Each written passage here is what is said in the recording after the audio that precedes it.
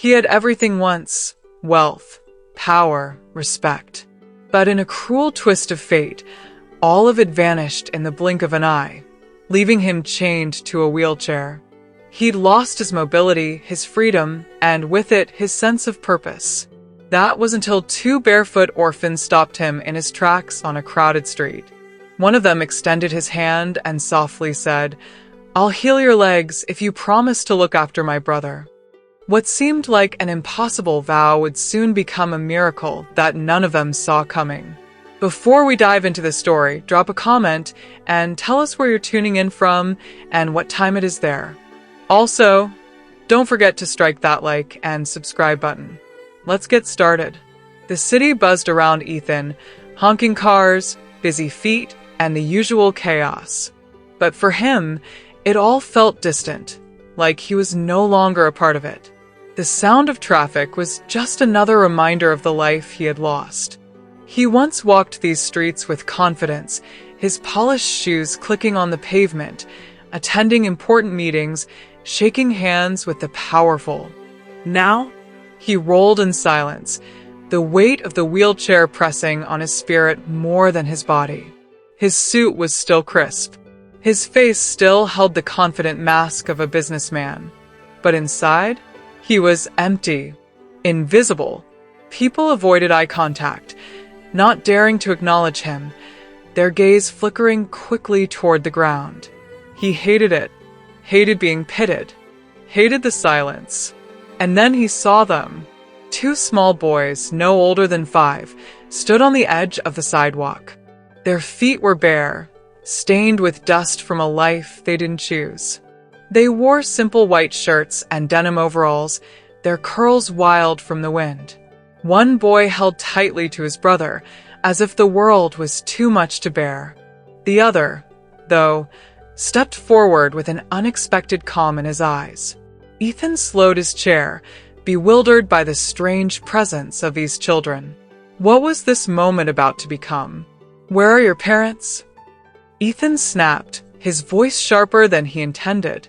It wasn't that he wanted to be rude, but his patience had worn thin. Life had drained him of it. The boy didn't flinch. Instead, he extended his small, trembling hand. His fingers, shaky but resolute, brushed against Ethan's. "I'll heal your legs," the boy said, his voice barely above a whisper. "If you promise to take care of my brother." Ethan's heart stopped. His grip tightened on the rims of his wheelchair.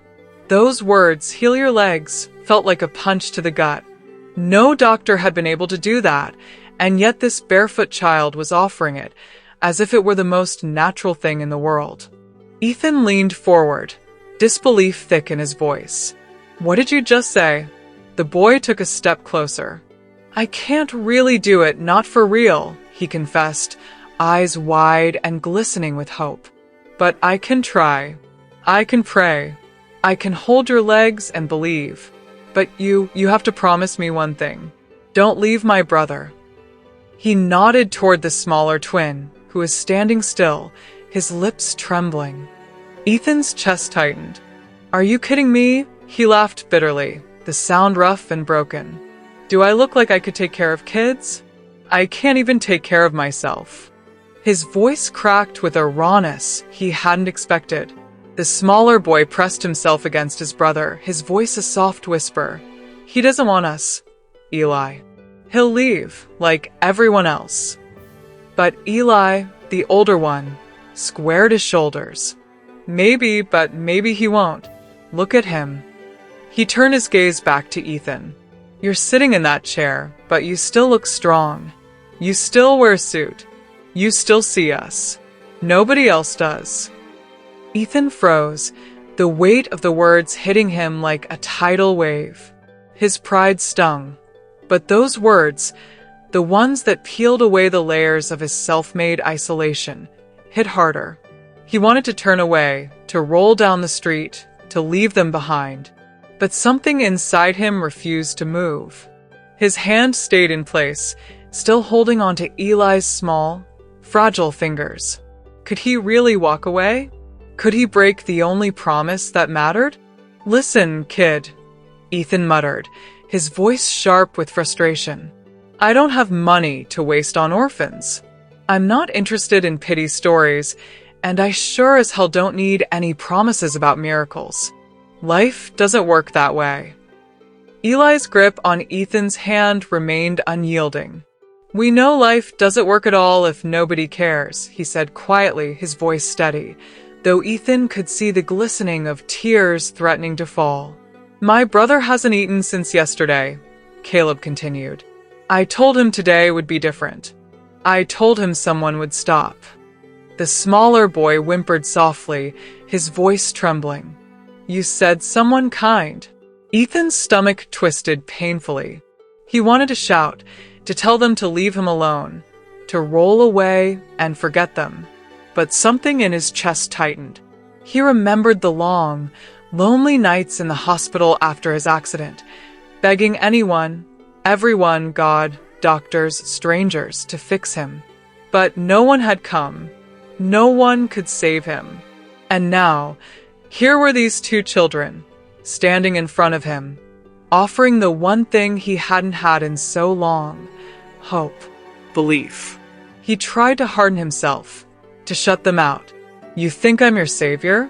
I'm not. I've got nothing left to give." But Eli's words struck him like a blow. "You have more than nothing," he shot back, surprising Ethan with the force in his voice. "You have a heart. You have arms. You have eyes that see, my brother. That's already more than the world has given us." Ethan's chest tightened, a sharp ache spreading through him. His throat burned with the weight of unspoken words. The smaller boy clung tighter to his brother, his voice barely a whisper. "He's going to leave, Eli. Don't beg him. He'll just get mad." Eli's lips trembled, but he stood firm. "I don't care if he gets mad." He stopped. "He's listening. And that's enough." And in that moment, Ethan realized, sometimes all you need is someone to listen. Maybe that was the start of something he didn't know he still needed. Eli's voice grew louder, his gaze fixed on Ethan. "If I kneel right here and pray over your legs, will you at least think about us? Will you think about not leaving us out here in the cold?" Ethan felt the weight of his words. He wanted to shout, to tell them to leave him alone, but his voice faltered. "Why me?" he whispered, barely audible. Without missing a beat, Caleb answered, "Because everyone else just walked past." The noise of the street seemed to fade as Ethan's breath grew shallow. For the first time in years, he wasn't the one being pitied. He was the one being asked to help. And the boy's hand never let go. Ethan sat still, Eli's small hand gripping his, the smaller boy's wide eyes filled with both fear and hope, waiting for his answer. For a long moment, Ethan said nothing. He considered rolling away, pretending he hadn't seen them. But when he looked into their eyes, the trembling lips, the bare feet pressing into the hard pavement, something inside him snapped. "Fine," Ethan muttered, his voice thick with emotion. "You can come with me, just for tonight. Don't expect much. I'm not who you think I am." Eli's face softened, relief flooding his expression, and the smaller boy whispered, He didn't leave." Ethan wheeled himself forward, leading them down the street. People watched as the twins followed, their little hands brushing against the chair's wheels, as if afraid it would vanish if they let go. Sometimes, it takes just one moment of connection to change everything. When they arrived at his small apartment, Ethan hesitated. Since the accident, he had made a life out of solitude. Empty rooms, no voices, no interruptions. But as he opened the door and let them inside, the silence he had grown so accustomed to was shattered for the first time. That night, Ethan offered them the only food he had, stale bread and canned soup. The boys devoured it quickly, almost hungrily. He tried not to watch, but guilt gnawed at him. He told himself he'd figure it out in the morning, maybe find a shelter. But when he wheeled toward his room, he saw them kneeling by his chair. "What are you doing?" he asked, irritation creeping into his voice. Caleb looked up, his eyes sincere. "Praying for your legs." Ethan sighed sharply. "Kid, I told you it's no use. The doctors tried everything. Nothing worked. That's life." The boy's small hands gently pressed against his legs. "Maybe doctors can't, but maybe God can." Ethan shook his head, but something in their unwavering faith held him still. Every night it was the same.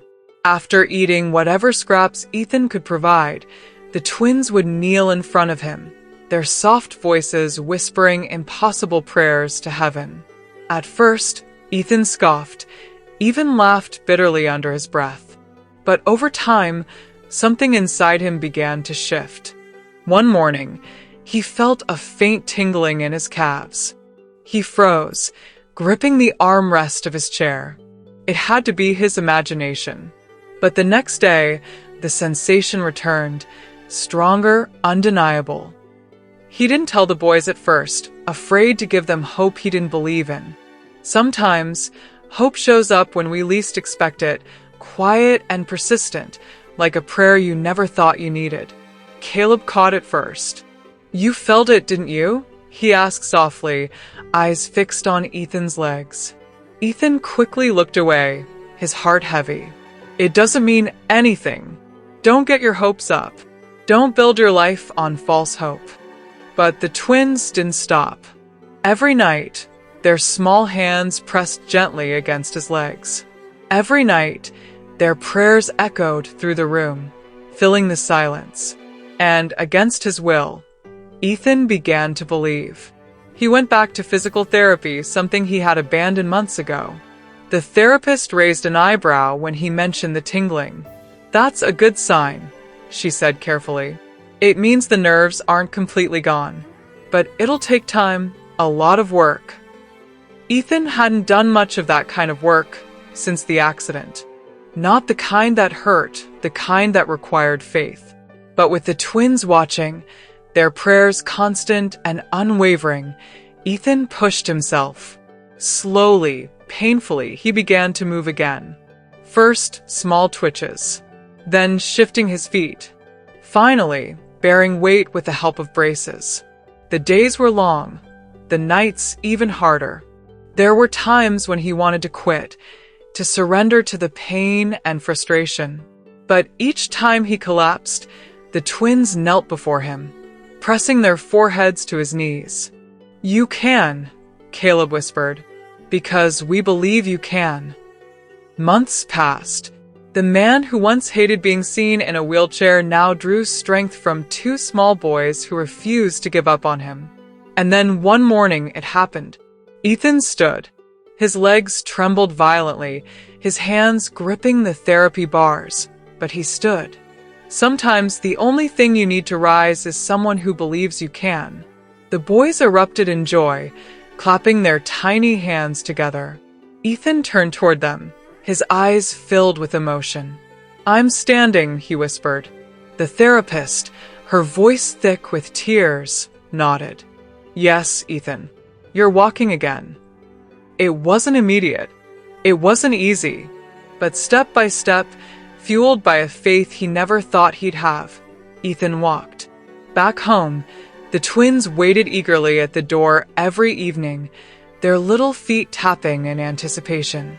When Ethan finally walked through that door without his wheelchair, the boys rushed to him, throwing their arms around his legs and crying into his trousers. Ethan knelt down, pulling them close. His voice cracked as he spoke. "You healed me. Not my legs, my heart. And I promise I'll never let you go." For the first time since the accident, Ethan didn't feel broken. And for the first time in their young lives, the twins no longer felt alone. Would you have stopped for those boys or kept walking? Let us know in the comments. We read every story.